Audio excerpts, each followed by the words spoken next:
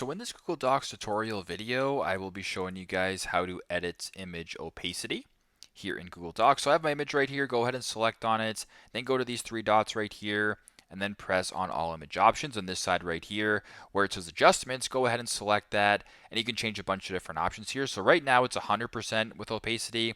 If you want to go ahead and slide this bar to the left, you make it more see-through. Slide it to the right, you make it more non-see-through. You can also go ahead and change the number if you want. So if you want like 60, you can go up and down, do what you got to do, and basically just play around with it this way. So once that's all good, you can go ahead. If you want to reset it, you can press reset, and it'll go back to normal, and you can kind of go from there. So pretty simple and pretty straightforward, but that's how to edit image opacity here on Google Docs. Thanks again for watching, and hope this helps.